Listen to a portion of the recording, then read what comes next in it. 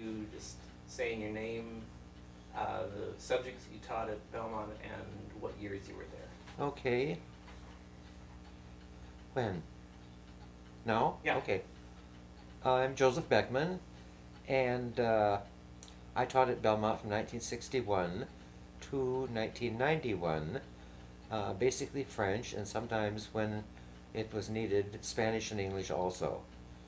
And to this day, I love English. I'm going through our local paper, the Desert Sun, and finding all of their little errors that they should rectify but don't.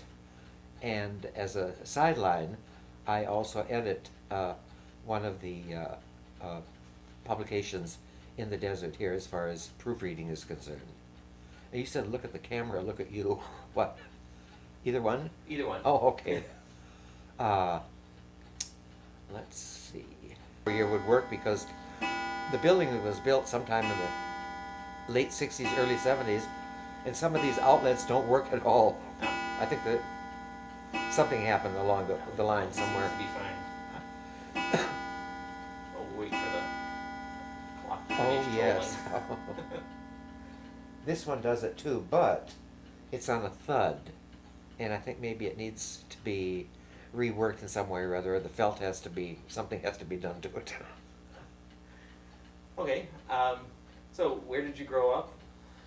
I grew up in Michigan, went to Central Michigan College, and did graduate work at Hollins College in Roanoke, Virginia, which was really, at that time, it was one of the top 10 women's schools in the United States.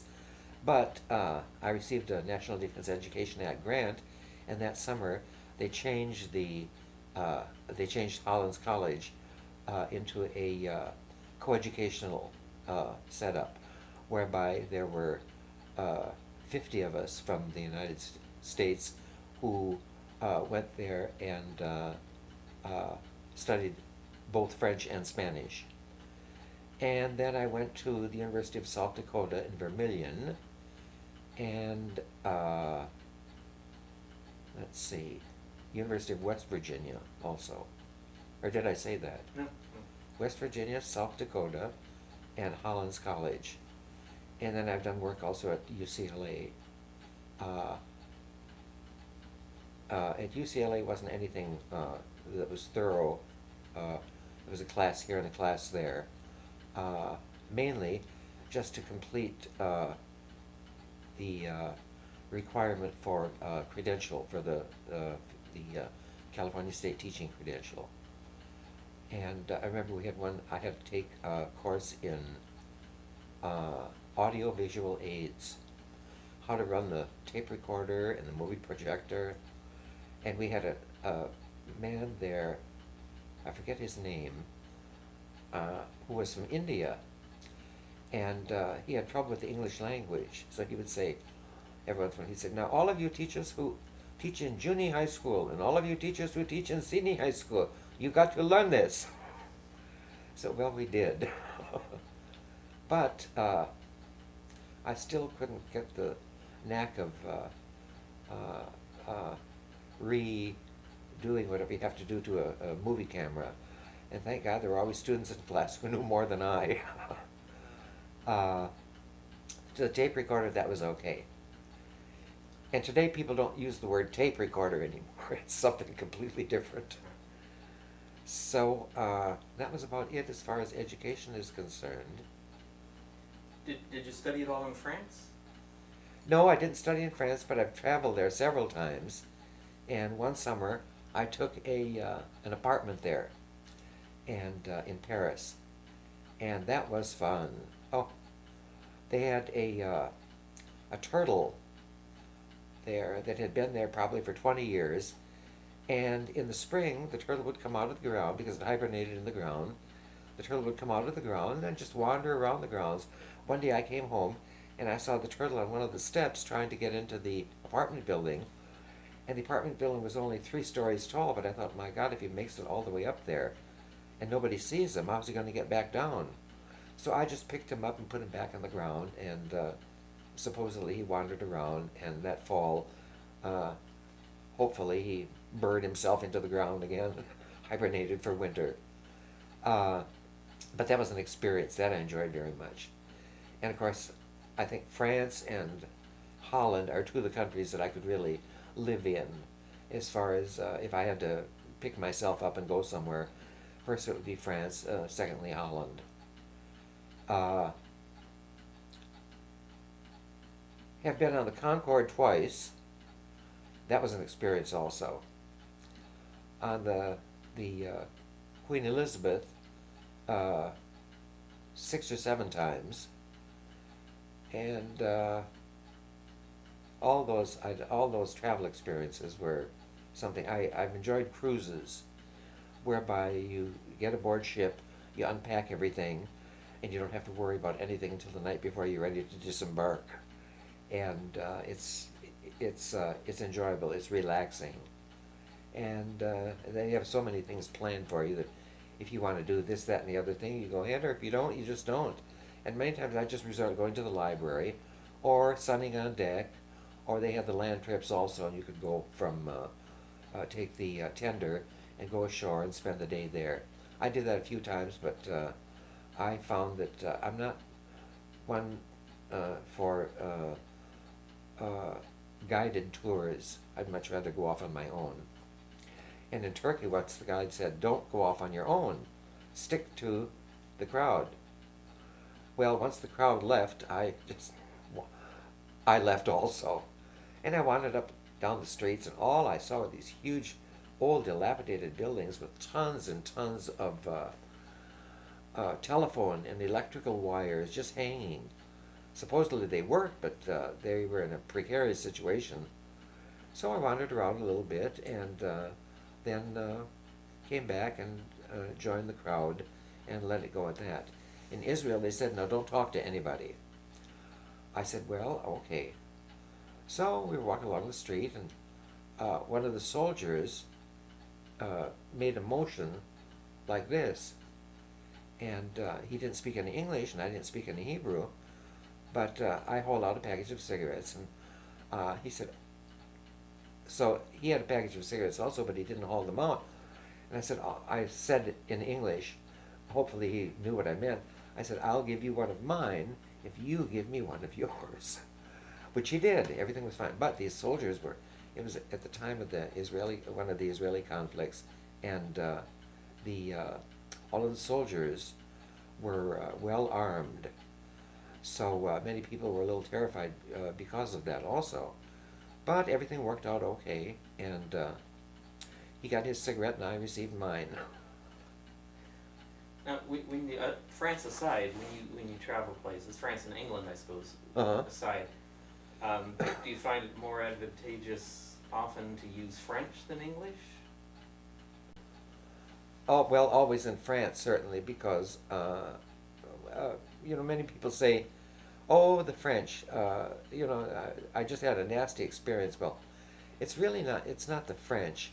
I think many times it's the Parisians, because I always equate the Parisians with the New Yorkers, because sometimes you ask a New Yorker something, and they say, "Yeah, yeah, yeah, yeah, yeah," and they start talking right through you. But I think it's advantageous to know a few words, a couple expressions anyway, so the foreigners will know that at least you've made an attempt to get into their culture, into their language also, and it helps too. Many times, well, in restaurants too, because in many of the restaurants the menu is completely in French, and there is no English there.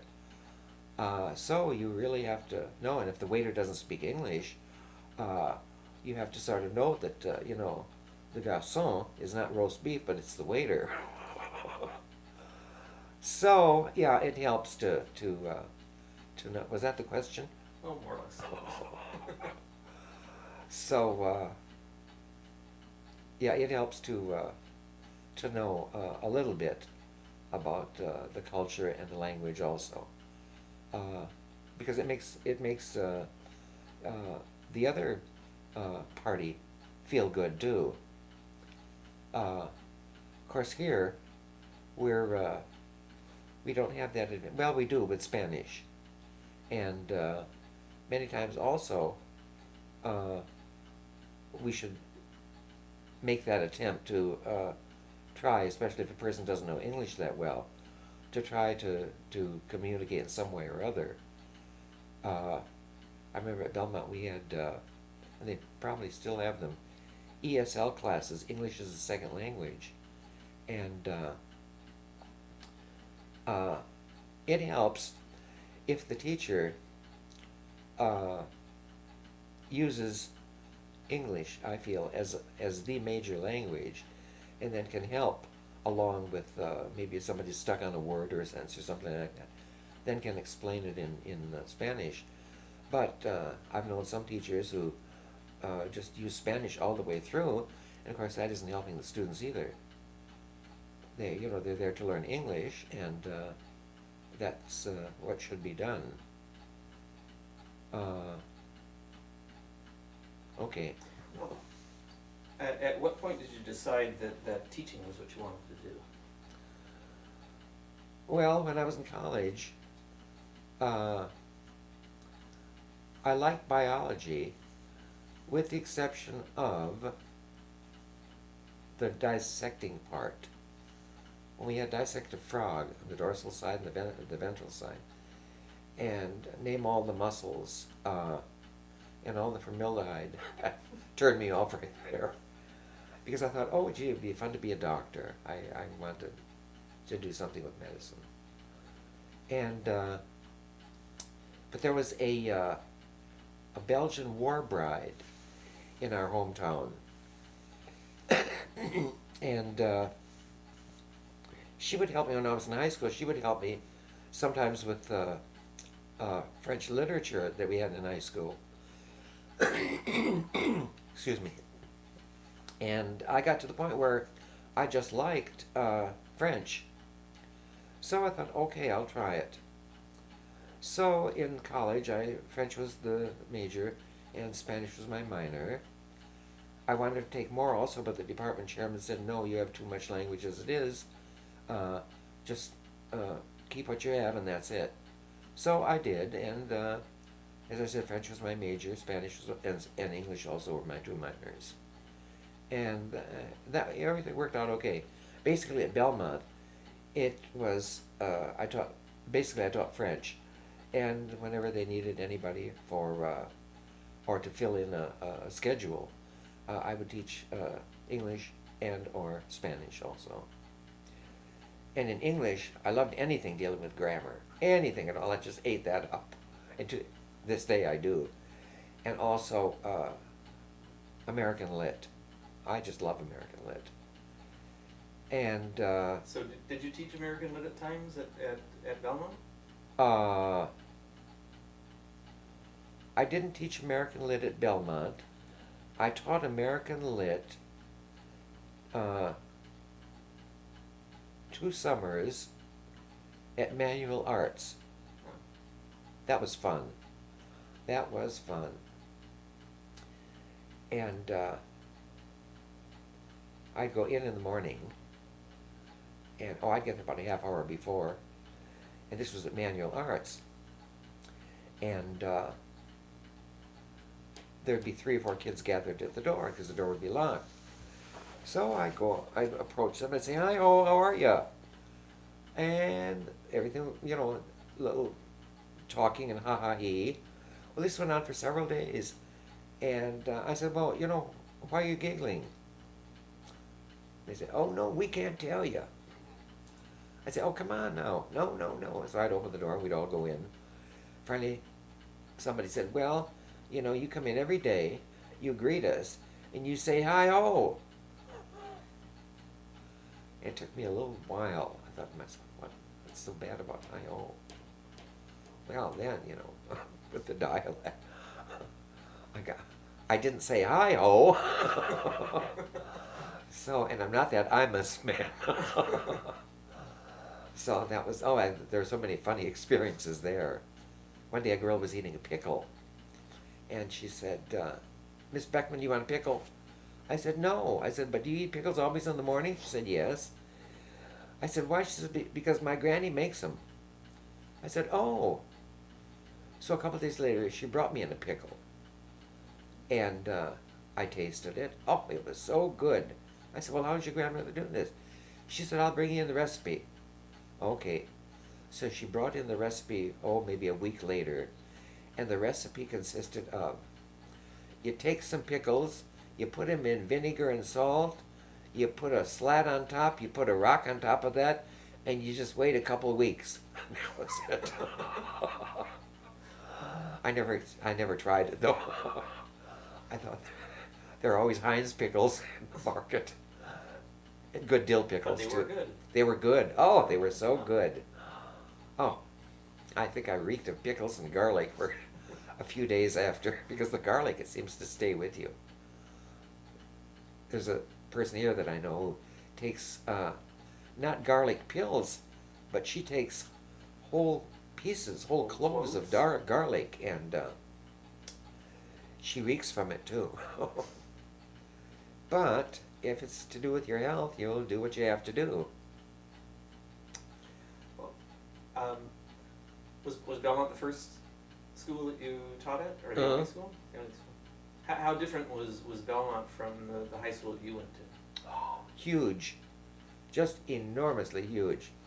And of course, in our high school, excuse me, we didn't have everybody. Let's see. Just about everybody was white.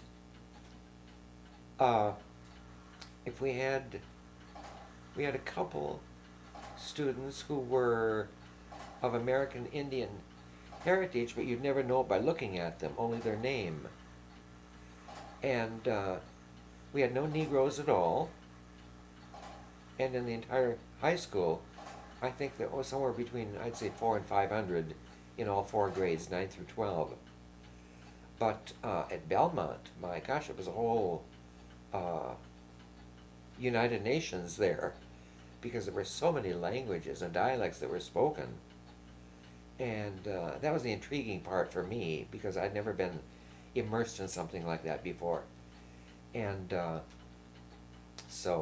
and I was thrilled when I would get 1 or 2 native French-speaking people, also students. And one year we had one, and maybe you remember him, Alex Casanegra.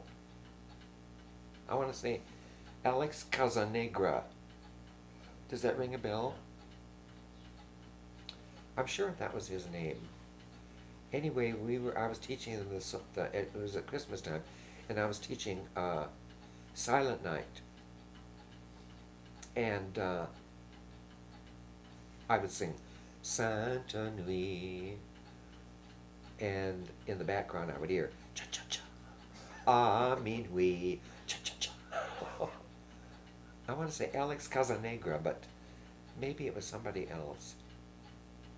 If I wrote that up, I'll have to check in one of my diaries somewhere and see if I put down his name. But that was funny. And another time, there's an Italian deli in Los Angeles, and one of the relatives of that deli, or a couple of them, went to Belmont. And it seems as though the name of the delicatessen, it's like a delicatessen grocery store, begins with the letter C. Oh, good Lord. Well, at 3 o'clock in the morning, I'll think of it. Well, we had one of the relatives was a girl. I can't think of her name now. And one day, I was giving him the song La Vie en Rose. And she was at the board, and as I gave out the words, she would write them down. So I gave out, Quand il me prend dans ses bras, when he takes me in his arms. That's the translation in English. When he takes me in his arms. So she wrote down, Quand il me prend sans ses bras. Instead of putting D-A-N-S, which is in. She put S-A-N-S, which is without. So I said, we roared like everything. I said, what, he's a paraplegic. Oh, I wish I could remember her name. Good Lord. And her aunt passed away. It seems it was her aunt who passed away. And for one whole year, she wore nothing but black. Black dresses, black skirts, black blouses, black hose, black shoes. And that was, part of the Italian mourning period. And, oh, nuts. Well, that'll be a problem that I'll have to dig into. See who that girl was.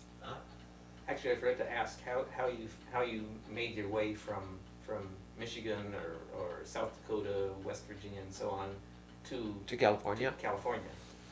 Well, there was a family friend who was coming to California to visit his parents who had moved out here. And he was a grade behind me in high school.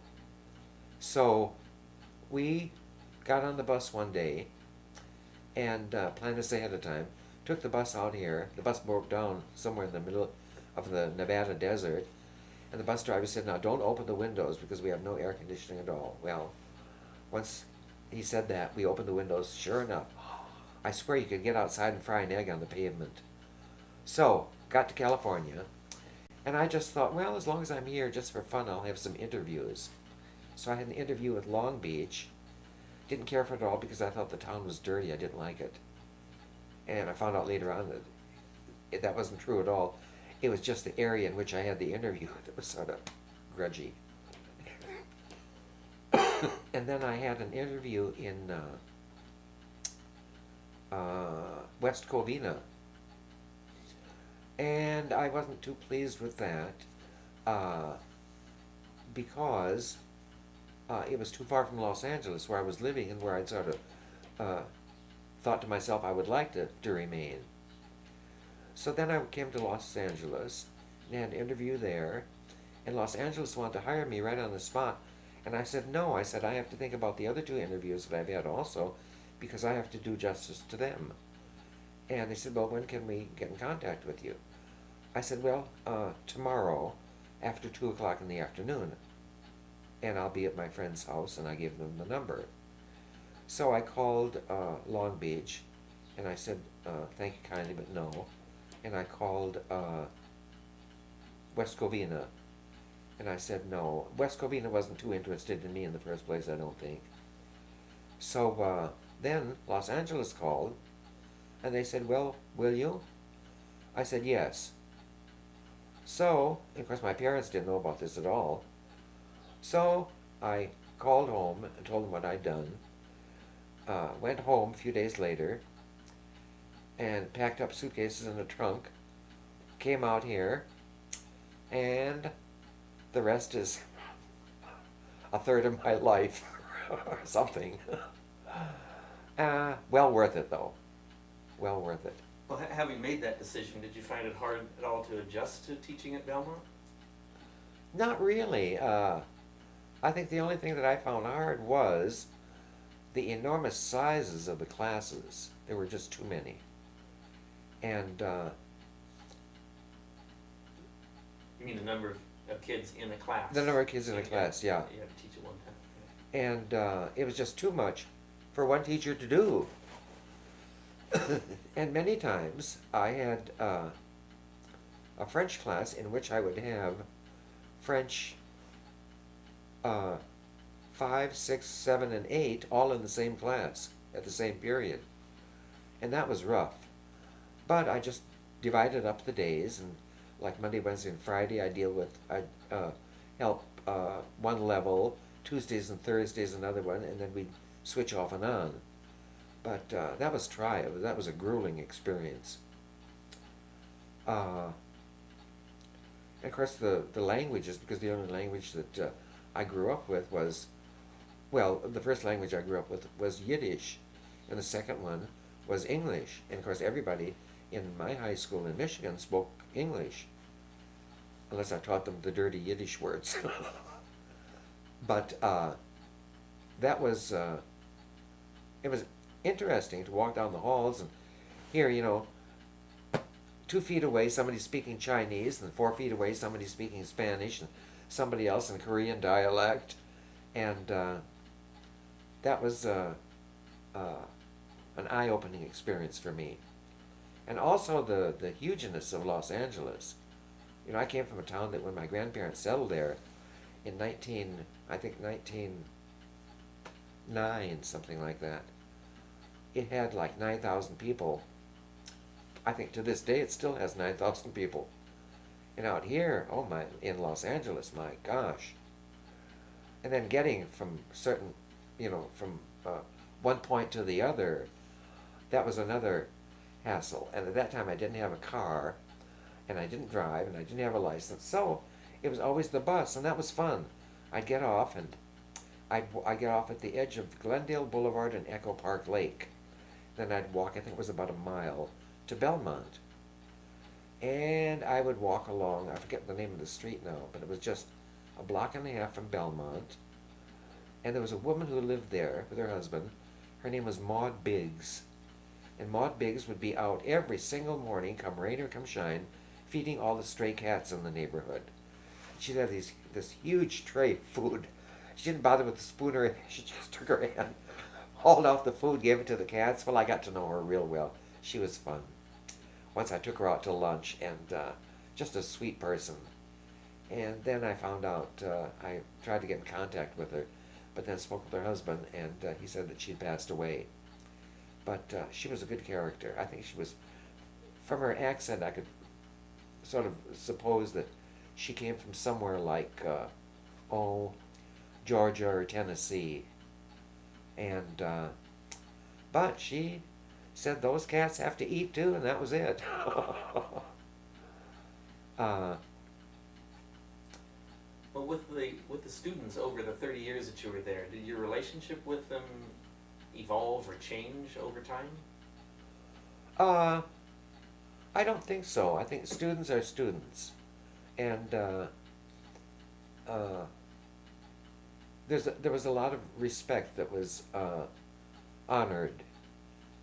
And is that what you mean by Yeah. And to this day, I keep in contact with a couple of them. One is Tui Lee, and she moved from Los Angeles she's somewhere now in Virginia. I forget the name of the city. And do you remember somebody by the name of Arturo Esparza? He had something to do with, he was the pusher, the originator of the Cher Marcel, the Cher Marcel magazine. And he lives still in Los Angeles, still in the same place on New Hampshire Avenue. And with those two, I keep in contact. And no, I think that's it. Yeah. Well, what gave you the most satisfaction from teaching law? When I would meet a student who still remembered some French, and even walking down the halls, Well, I would say, apologize then. even walking down the halls, I would say, bonjour, bonjour, and they would answer back. And some of them, this was true, especially the guys, they would go on and on. I remember at one point, I had a book there called, I think it was something like The Gimmick or something. And in the back of this book, it was written by a woman who taught English during evening classes in Paris. And in the back was everything that you shouldn't say. I mean, it was just loaded with everything filthy.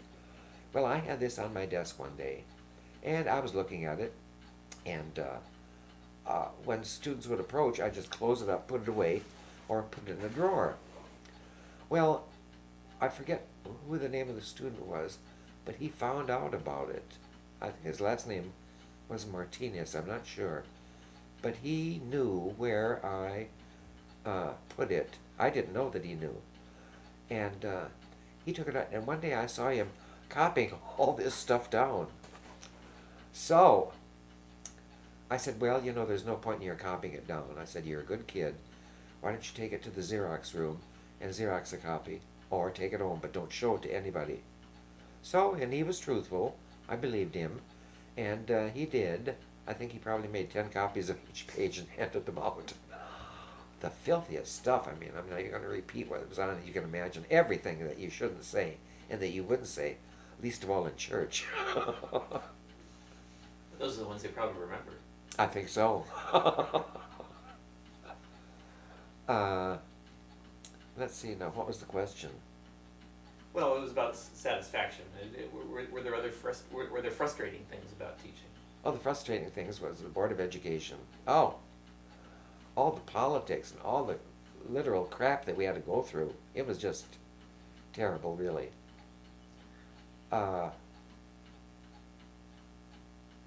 The principals of the school also. Were you there when Mrs. Lord was there? Yes. Yeah. I think she left when we left. She left and you left, yeah. Because after you left, then the new school opened, didn't it? Yes. Yeah. Because I remember she said, well, new school, new principal. And so that was that. But, yeah, the politics, it just, and some of them, their policies just didn't make sense to us because they were no longer in the teaching profession. They weren't in the classroom. And many times they just couldn't see, they would say, well, what's the difference in having 32 in a class as opposed to 36? It's just 4 more students. Well, that does make a difference. So, the policy of the Board of Education didn't sit too well with most of us. And we do our bitching and our griping and everything, but sometimes things would work out. Other times, no, we just follow along. Or we just refuse and we do it our way without telling anybody at all, and matters worked out well. So we didn't have no regrets one way or the other. So would you say that the character of the school depended a lot on the attitude of the principal and the administration? Oh, definitely, yeah. So how would you compare Iona Lord with Mr. Nauman, for instance? I think he was the one who followed. He followed, yeah.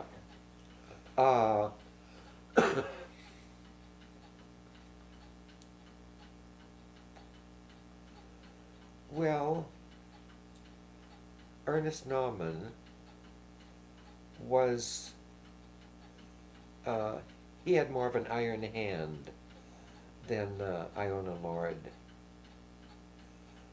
But the best one that I can think of, under whom I worked, was John, oh my Lord, oh, I forgot his name. John, oh my gosh. And I was just thinking of that. This was some years later, I Yeah. would guess.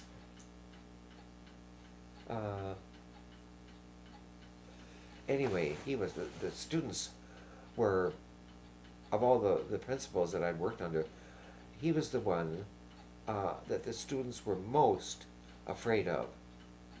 But they toed the line. He didn't stand for anything at all, but he was just a sweet, gentle man, too. And he, if you had an idea, you presented it to him, and he was very candid. He would say either he liked it or he didn't, or forget it, or go on about your business and do something else. But, good Lord, what was his name? John, well, at 3 o'clock in the morning I'll think of it.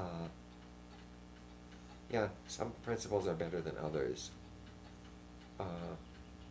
depending upon their tactics and how they do things also. And how understanding they are of your... Yes, our plight. Can't think of anything else. Well, what sorts of things did you and the other teachers talk about when you were in the teacher's lounge? It's 40 years later. You didn't. Everything. Everything.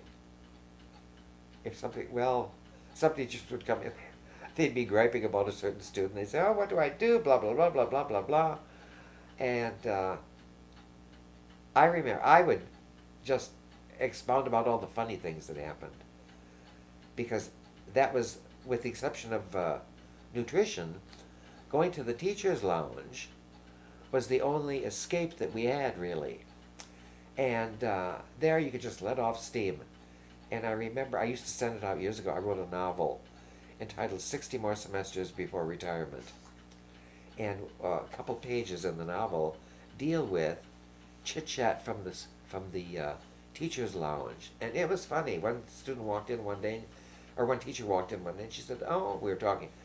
She said, oh my gosh, you know, she said, I look at my fish bowl, I have 2 fish in there, and all they do is go glug, glug, glug.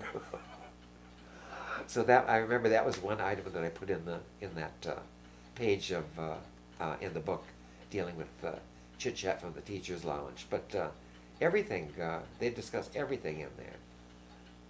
And once in the old building, before it came down, there was a lounge there, a teacher's lounge.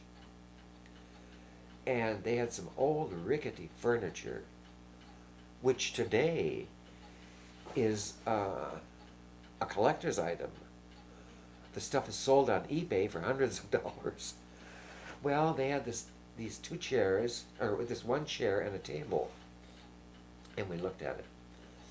And we thought, well, I thought, if I got rid of the cushions, maybe somebody would come in and take the table and the chair also. So this went on for about a week. I'd open the window, and right below the window was the dumpster. I'd take the cushions and hit the dumpster, sure enough. But the next day the cushions would be back again. So this went on, and finally the cushions disappeared. One of the tables disappeared, but one of the chairs remained there. And then I think somebody took one of the chairs and replaced it with another one. But and another time, one teacher, Dorothy McGowan, who taught girls PE, had a little item that was, maybe half the size of this, and it had a little box that slid, and in there you could put a key or coins, and she put it under the sink because it was magnetized, and it caught under there. And so one day we saw her feeling under. I said, what are you feeling? She said, well, I'm getting my mad money, because she also put quarters in there for coffee. And let's see. Nobody else hid anything in there that I know of. But everything was talked about. Everything. And not always, it wasn't always in a malicious way either. It was just, I think, it was a place where teachers had to let off steam. And a couple of teachers wound up crying too, because they had terrible experiences in class, and that was their only vent, really. But I think that's true with any lounge area for any group of workers. So that's life in the lounge. Well, aside from Mrs. Lord leaving, 1967 was also the year that a lot of the original buildings at Belmont came down. Uh-huh. Did the school have a different feel without the campanile and the other features than it had with it? It did, and I think, we were so ingrained in teaching that sometimes we didn't pay too much attention to that. But we were all concerned with the fact that we wondered when the campanile would be put up again, because we understood that it was put in storage and that it would be erected again. But that was an old piece of history that disappeared, because the whole interior of that area there was just, well, it couldn't be redone today. And I think when some of those buildings came down, people gathered bricks. I can remember somebody had, maybe it was the principal, I don't know for sure. Somebody had bricks and they were selling the bricks for like 25 or 50 cents a piece, something like that. And I have one of them somewhere. And the wood, there was a huge wood relief there also. And I can't remember where that went, unless that too was in storage.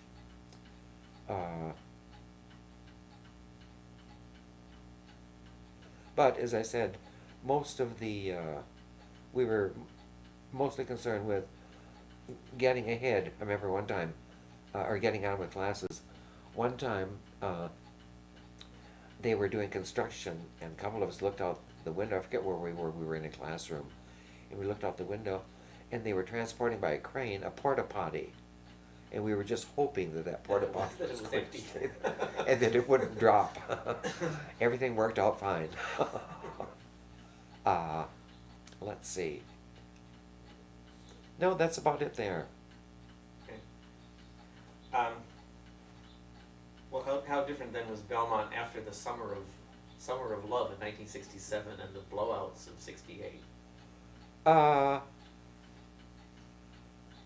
From what I can remember, I don't think that there was that much of a change. Just from what I can remember. No, I won't even suppose anything on that. I just, I think life went on, and that was it. Now, what happened? Refresh my memory. What happened during the blowout? What was? Across East Los Angeles in the high schools, like it's Garfield and Roosevelt and, oh, yeah. and Belmont. Yeah. And maybe some others as well, Wilson perhaps.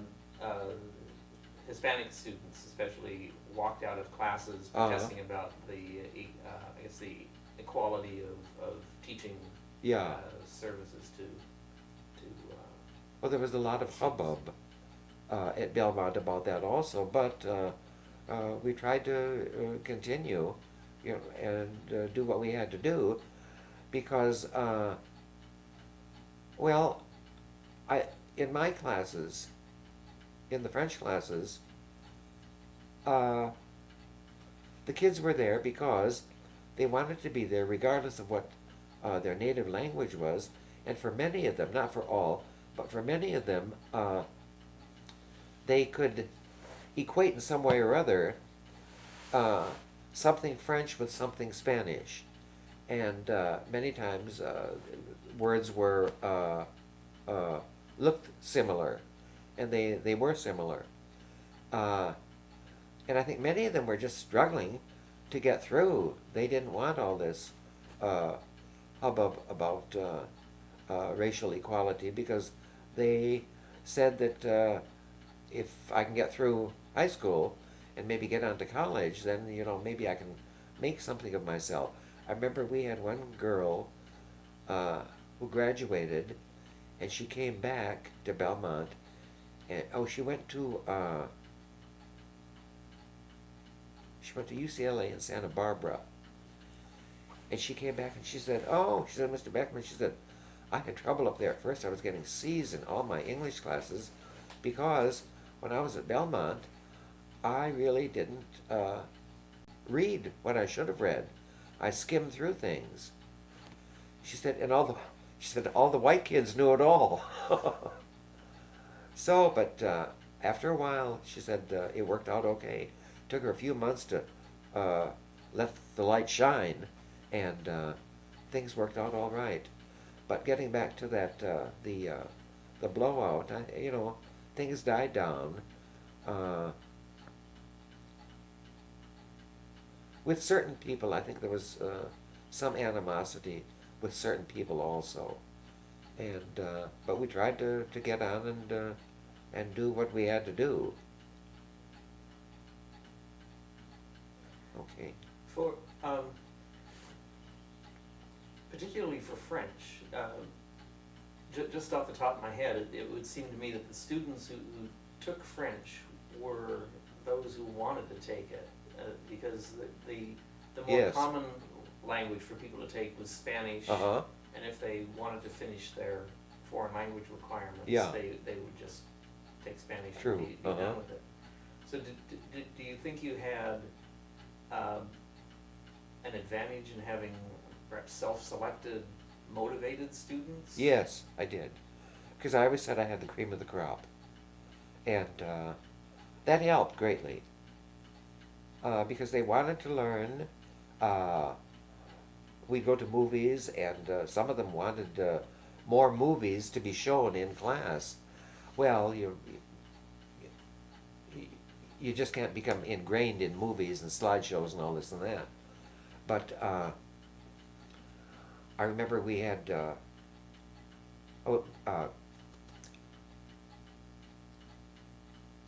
there were certain theaters in Westwood that would send out information sheets stating that a French movie was coming on such and such a date, and the students could get in for $1. Well, that was great. Well, we did that for quite I'd say 3-4 years, and then all of a sudden, the Board of Education said, no, you can't do this anymore. We can't get you a bus to go out there unless the students get in for nothing. So I lied. When I filled out the form, I said, yes, entry is free. But it wasn't. But it was the only way to get the kids to go out there. And so that was one item that I didn't agree with the Board of Education at all.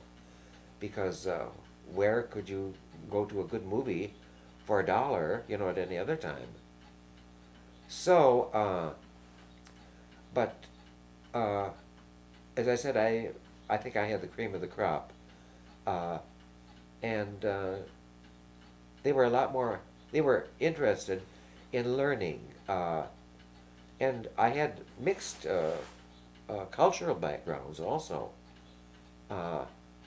In fact, probably very few all whites. They were Asians, Filipinos, Hispanics, Koreans, Vietnamese, Filipinos, and but they all seemed to intermingle. We all sit around telling each other or finding out how to say thus and such and so in different languages. I remember a couple of them also, but I won't repeat them. Well, also, it seems to me that a language class, particularly if it's a foreign language for everyone, is kind of a leveling. Yes, process. yes, it is. It is. Because I would guess very few of your students were native French speakers, or came with much French, and so everybody would more or less start at the same level. I had, excuse me, I had a couple students who were Armenian, and French was their second language, and they did well, as they should have. And then at one point I had a student from Newfoundland. His French was good. And then another one from Paris, and he was native Parisian, so his was good also. He helped me in class much, especially in the advanced class where I had like 3 different levels. And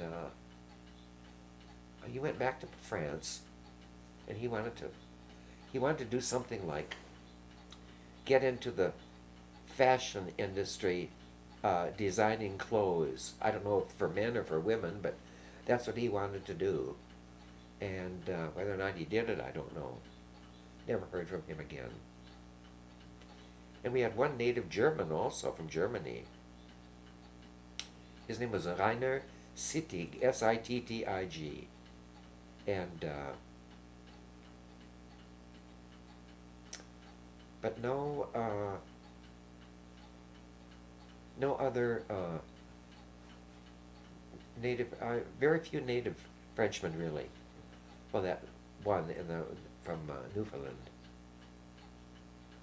Okay. What have you been doing since you left Belmont? Everything that I probably shouldn't have done at Belmont. No, That's I just. encouraging. I enjoy Palm Springs because I like the weather. I do everything at a slow pace. I don't have to hurry. I don't have to worry about getting up. Well, I do. I get up at 5:05 every morning, regardless, even Sunday. And I'm out walking. I go have coffee. I come home, read the paper, do what I have to do, and I still have. I call it my expensive hobby. I collect literary and historical documents and signatures. And so I'm involved with that, and I like antiques. So I make a round every now and then of all the thrift stores to see what they have in store also. So it's fun, there's plenty to do. And travel also. I'm going to my class reunion in my high school class reunion in September. So that's always fun. We go every 5 years. We have one, and it gives If me you don't mind my asking, how many years has that been? 82. No. Let's see. 45, maybe. I don't know. I don't care to remember. If I said I were, push that though. if I said I were 5 years older than you, would you believe me? I'm very gullible. Does that mean he believes me? That means I'd say yes, but not mean it. Oh, okay. Well, good. So Next question. Did you go to your 40-year reunion? Uh-huh. That was fun. They're always fun, really. We gather at different people's houses, and they've had, for the last 7 or 8 times, we've had, they meet at the country club there. And, it's just a great time. And I remember at the 40th one, I brought with me and wore my black tuxedo pants, my white dinner jacket that I wore at the senior prom. And both items still fit. So, that was, that shocked many That's also. a great way to make everybody feel good. Exactly. Oh, golly.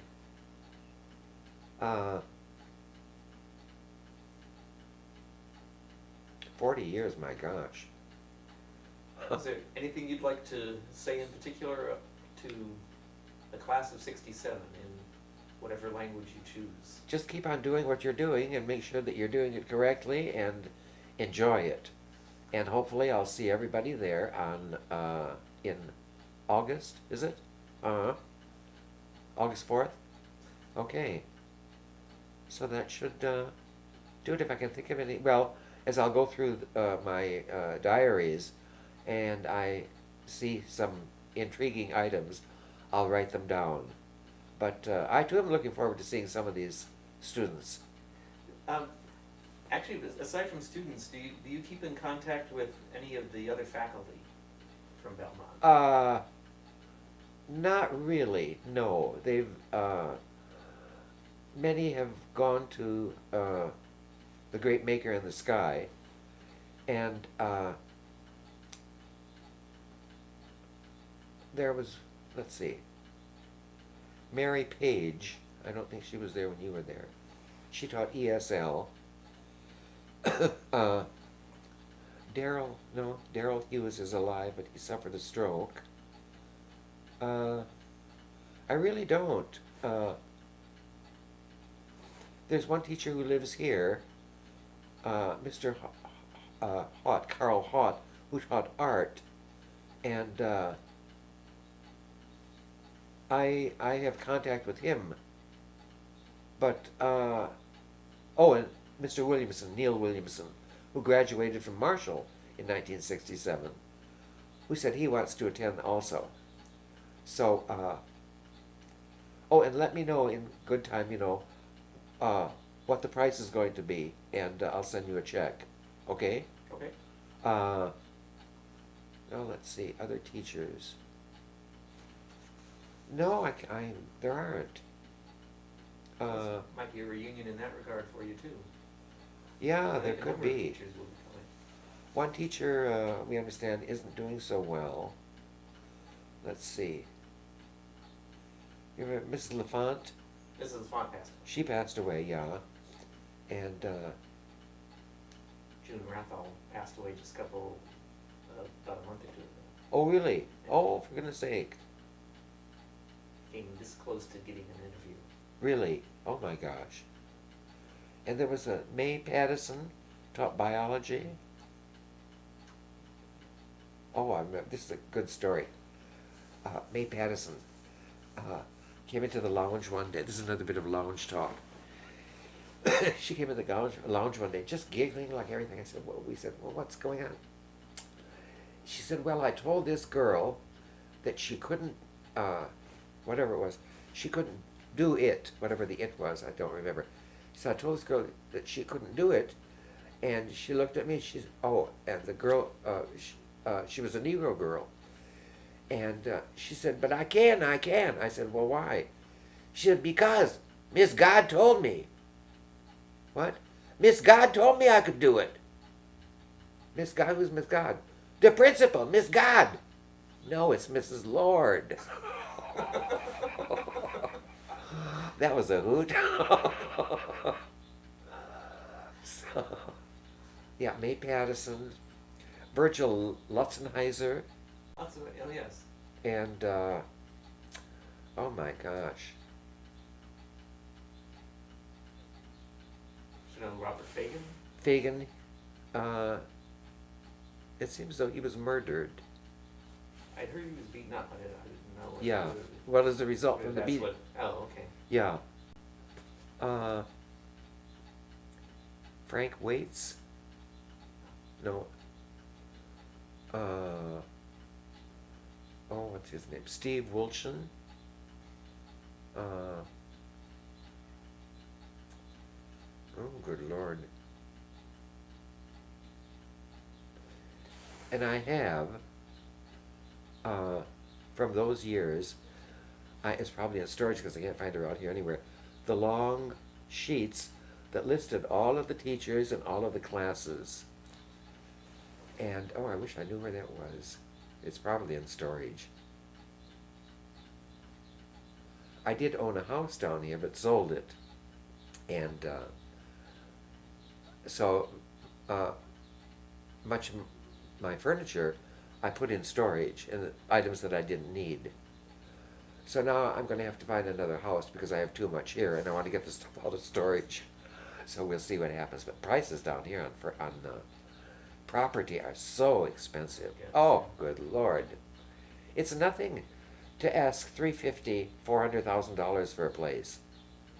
And some of these places, you look at them and they're listed as mini estate, $400,000, good as a teardown. Good as a teardown. Oh, That's you a can buy an empty lot for half that nice amount. way to put it, I suppose. I guess. Oh, Lord. I remember years ago, I think probably it still happens today, in Beverly Hills, many of these places that were selling for $700,000, $800,000, people didn't want them at all, those who had the money, and they would tear them down and build up whatever they wanted on that lot. But I thought, oh my gosh, what a waste. But that's life. That's it?